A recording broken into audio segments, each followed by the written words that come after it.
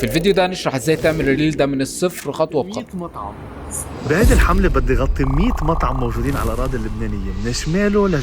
انتوا عليكم تقولوا لي مين المطعم وانا علي اني اروح لعب، بس بشرط لازم يكونوا مطاعم يا اما ظلمتهم السوشيال ميديا او مطاعم مخفية مش معروفة قديمة. انتوا اختاروا، خلونا نكمل هذه الحملة ونوسع اكثر واكثر وندعم اللي لازم ندعمه. نبدا نطبق على طول. اول حاجه معانا هنعمل كنترول ان، نعمل ليه كومبوزيشن، خلي ابعاد الريلز 1080 في 1920 والفريم ريت 60 فريم وتعمل اوكي. هتروح تجيب ملف الصوت والفيديو بتاعك، تيجي في الاخر هنا وتضغط ان من الكيبورد وتضغط رايت كليك وتعمل تريم كوم بتورك اري. تمام. في البدايه معانا عشان نعمل نفس الحركه اللي هي حصلت هنا دي، انا عبد الله صبرا اول حاجه خالص محتاجين نعملها ان احنا نعمل روتوسكوبنج للشخص نفسه بحيث نعزله عن الخلفيه. فهنروح نعمل ايه؟ نمشي في الفيديو بالشكل ده لحد اللقطه اللي هو يختفي فيها او الكاميرا تعمل زوم اوت لحد هنا مثلا احنا تمام معانا. هنروح نقطع الفيديو وهنيجي عند اول جزئيه دي هنعمل لها دوبليكيت كنترول دي وهنقفل الصوت بتاع اول لاير. هندخل على تاني واحده نضغط عليها ضغطتين بالشكل ده ونفتح الروتوسكوبنج، نجيب الاداه من هنا نبدا نعمل سيلكت على الشخص بالشكل ده. طبعا لو لقيت الجوده معاك مش احسن حاجه بتروح تفتح هنا الريزوليوشن على فل وترجع تكمل تاني. طبعا معظمكم عارف ازاي يعمل روتوسكوبنج وكده، بس برضو عشان لو حد مبتدئ او كده مش عارف خليها اديك كام تip سريعه كده. وانت بتحدد الشخص نفسه بتضغط بالماوس بالشكل ده، ولو طلع معاك حاجات زياده بالشكل ده كده بتروح تضغط الت بيظهر لك اللي هو الماينس بالشكل ده، بتمسح على الاجزاء الزياده بتلاقيها رجعت معاك. طبعا بتعملها اكتر من مره لحد ما تظبط معاك بالظبط على الشكل اللي انت عايزه يعني. ومن ضمن الادوات معانا اللي ممكن تحسن الروتوسكوبنج بالذات لو الشخص عنده شعر او مش معزول كويس عن الخلفيه، وهي الاداه اللي مع الروتوسكوبنج اللي هو بتضغط ضغطه مطوله كده وتختار تاني واحده تبتدي تحدد على اطراف الراس بس او اطراف الشعر، مثلا لو في شعر يعني بالشكل ده بيبتدي يعمل لك ابيض واسود بحيث يميز الكونتراست بتاعها عن الخلفيه، وده بيساعده اكتر في العزل. وعندك هنا الادوات ما تغيرش حاجات فيها كتير، يعني ممكن تغير حاجات بسيطه بحيث ما تبوظش العزل بتاعك. عندك مثلا الماسك فيزر لو حابب تعليه بيكون حاجه بسيطه، ما تعليش قوي عشان ما يعملش الحواف ما تبقاش ناعمه زياده معاك،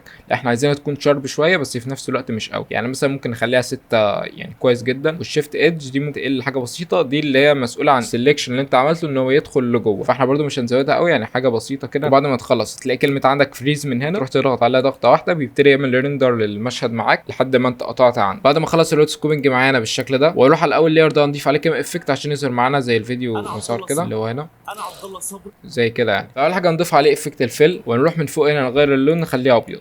بعد كده هنضيف له جلو، وكمان هنروح نضيف عليه افكت فينيشن اللي هو ده ونظبط اداته بالشكل ده بحيث يدينا يعني الشخص يكون فيه خطوط او تحسه شفاف شويه. واخر حاجه معانا نروح نضيف عليه افكت تربلنت ديسبليس، والاعدادات بتاعته هنعملها زي كده. مثلا ممكن نقلل الاماونت شويه وكمان السايز هيطلع معانا بالشكل ده. انا عبد الله صبرا وهيدي رحله ال100 مطعم. ومحتاجين بقى نعمل على الافكت اللي هو بيظهر ويختفي، فده هنعمل له اوباستي. هتضغط حرف تي من الكيبورد على وانت محدد لاير الفيديو، تحط كي فريم على الاوباستي تخليها في البدايه 0 وهتحرك بس كام فريم وتخلي الاوباستي 100 وهتعيد نفس الحركه تحرك كمان شويه وتخليها 0 عشان يبقى معاك زي كده. انا عبد الله تمام. ممكن كده نسرعها بس شويه ونقرر ناخد نفس الكي فريمز دي كوبي ونروح بعد شويه كده نحطها بيست بالشكل ده. ممكن لو حبيت تسرع اكتر عن الريتم ده انا عبد الله صبرا فبتحدد كل الكي فريمز، تضغط حرف الت من الكيبورد وتسحبهم للشمال بالشكل ده، بيبتدي يصغر المسافات بتاعتهم من غير ما يحرك كل واحده مختلفه عن الثانيه يعني. وتظبط بقى وقت الظهور بتاعهم وكده عشان يطلع معاك يعني زي ما انا عملت في الفيديو انا هنا. عبد الله صبرا تمام. نيجي الحركه بعد كده معانا اللي هو الكابشن اللي انا ضفته هنا معمول له تراكنج على وشه. هنعمل ده ازاي؟ هنروح احنا محتاجين نفس الجزء اللي احنا قصيناه بالشكل ده ونروح نضغط عليه ضغطتين ونروح على بانل التراكر من فوق هنا. لو ما لقيتهاش يعني بتروح تنزلها من الويندو وتلاقيها تحت هنا، فبتروح تعمل تراك موشن بيظهر لك المربع ده. بتحط المربع ده او النقطه دي على الجزء اللي انت عايز تعمل له تراكنج. فمثلا انا عايز اعمل تراكنج على المناخير نفسها، ممكن بس نصغر المربع ده كده مثلا. ممكن من الاوبشن هنا انت واختيارك يعني لو عايز يطلع تراكنج مظبوط 100% فبتحددها من تحت هنا ستوب تراكنج بحيث اول ما المكان ده بيتغير التراكنج بيقف يقول لك ظبطه ويرجع يكمل تراك. بس انا هعملها معاكم سريعا بوريكم بس الفكره. فتروح تضغط على الانلايز من هنا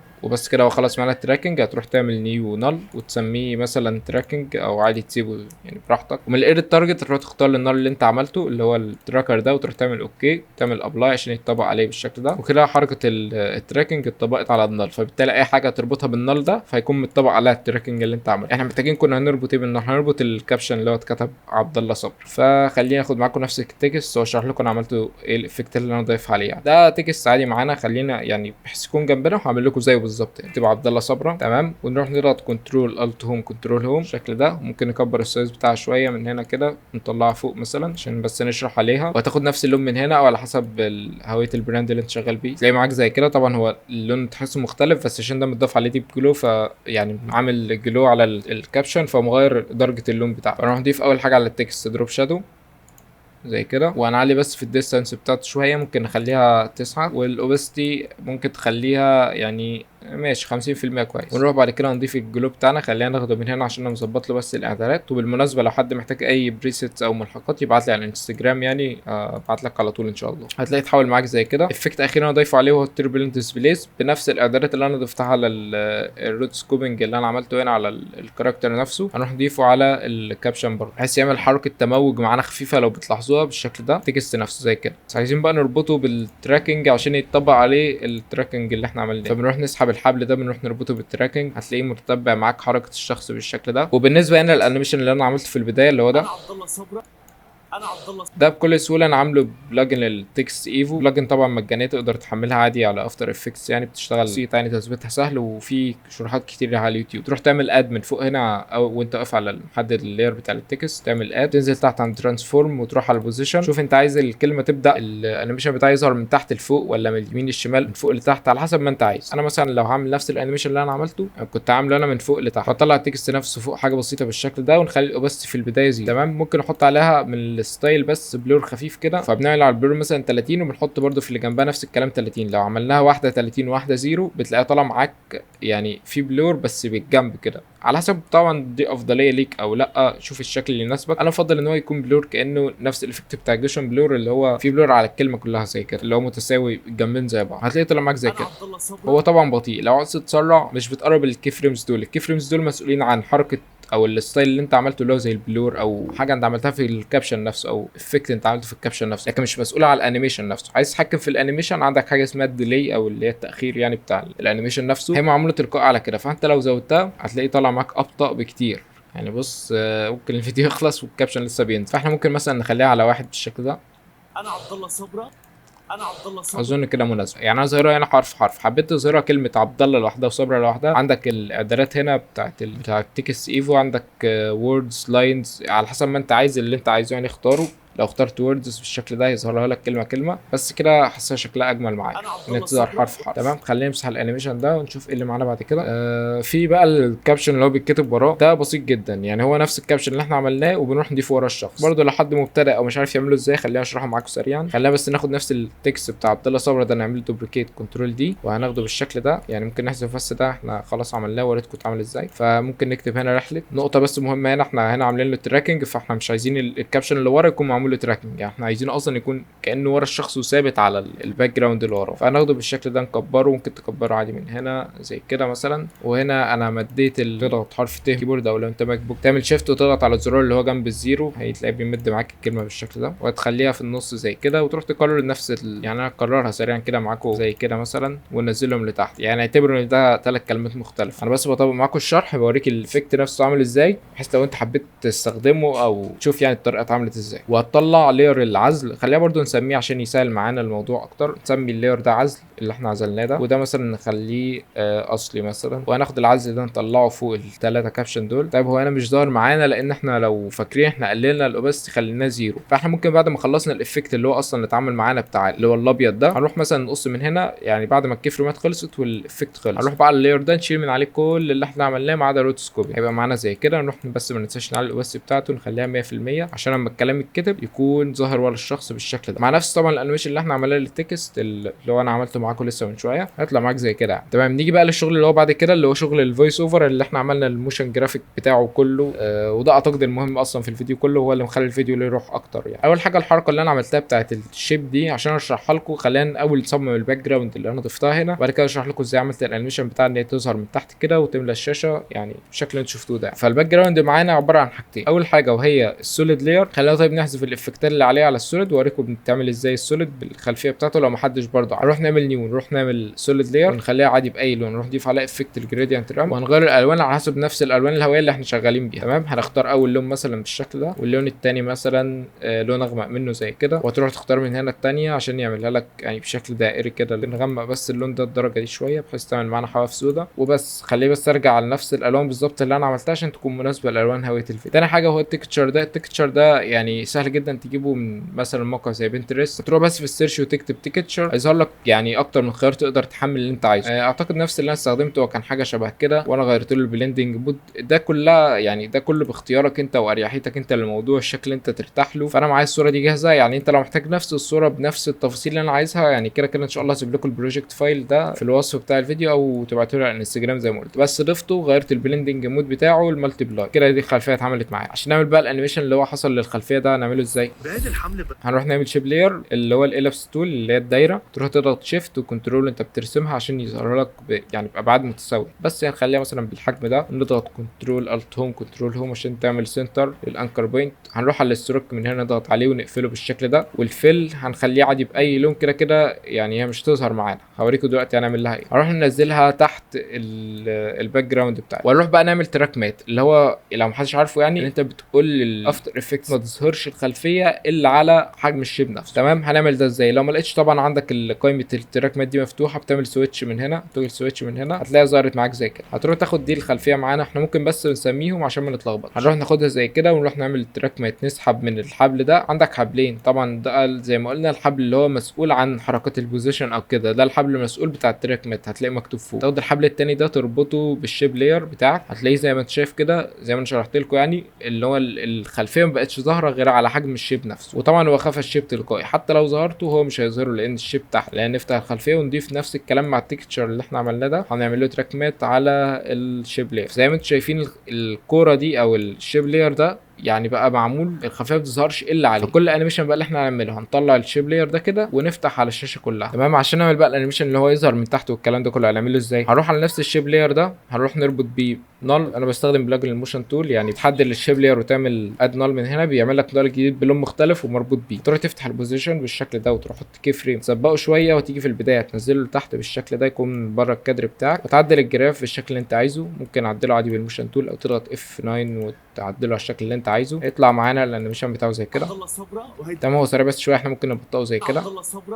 هنروح على الشيب بتاعنا نفتح الكونتنتس ونفتح الالابس 1، نفتح عند البوزيشن والسايز، هنحط 2 كي فريمز عليهم وهنخليهم في البدايه. اول ما يتحرك شويه هنبدا نكبر من السايز بتاعه بالشكل ده بحيث يملى الشاشه عشان يبقى معانا زي كده. ممكن ناخرهم بس شويه بحيث ده يكون طلع شويه، وهنحدد دول نعمل F9 ونروح على الجراف نعدله نخليه بطيء سريع. لو نسحب الحركه بتاعته يعني تبقى زي كده.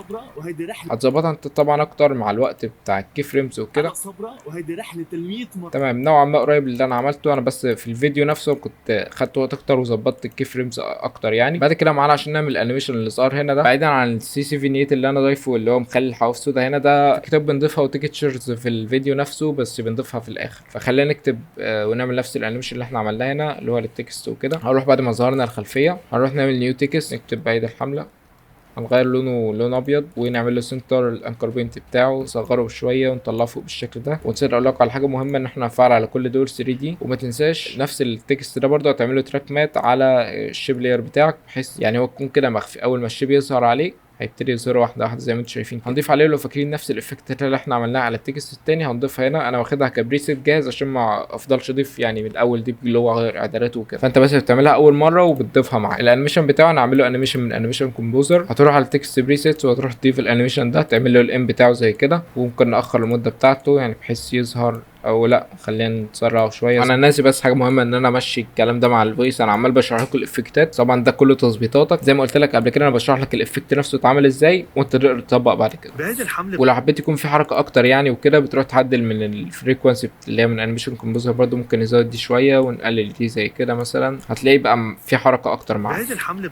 بعد كده معانا اللي هي الحركه بتاعه الخريطه اللي ظهرت مع الشيب اللي هو اتعمل الخط اللي اترسم ده مع حركه الخريطه والانيميشن اللي هنعمله. طبعا حركه الكاميرا والويجل اللي بيحصل او الشيك اللي بيحصل في الشاشه ده ده كله هنعمله بس في الاخر برضو زي ما قلت لكم، دي تاتشات بتتعمل في الاخر. اخر الفيديو هطبقها معاكم واحده واحده يعني. محتاجين اول حاجه نعمل الشيب اللي اترسم ده اللي هو خط يطلع من الكلمه ويروح على الخريطه زي كده، ده سهل. هتروح تعمل شيب لاير، تروح تعمل نقطه هنا وتعمل نقطه ثانيه بس هتسحب وانت عامل نقطه ثانيه، تفضل ضغطه مطاله وتسحب عشان يعمل لك كيرف في الخط بتاعك بالشكل ده زي كده مثلا. وعايز تعمل كمان نقطه او على حسب الشكل اللي انت عايز ترسمه، ترسمه. فمثلا انا هرسم زي كده، لو باظ معاك زي كده مثلا بتروح تضغط على دي، يعني مثلا اي شكل سريعا بس عشان اوريكم الفكره. فلو عملنا مثلا هنعتمد الشكل ده مثلا، نروح نعمل على الستروك من هنا ونفتح الستروك، نروح على الفيل مش محتاجينه فهنقفله بالشكل ده، ونروح على الستروك نغير لونه نفس اللون اللي احنا خدناه اللي هو تبع الوان الهويه، والافكتس اللي ضايفينه عليه نفس الافكتس اللي على التكست ما عدا الدروب شادو. فهنروح ناخد كله بالشكل ده كده كوبي، ونروح ناخده كنترول في على التكست زي كده،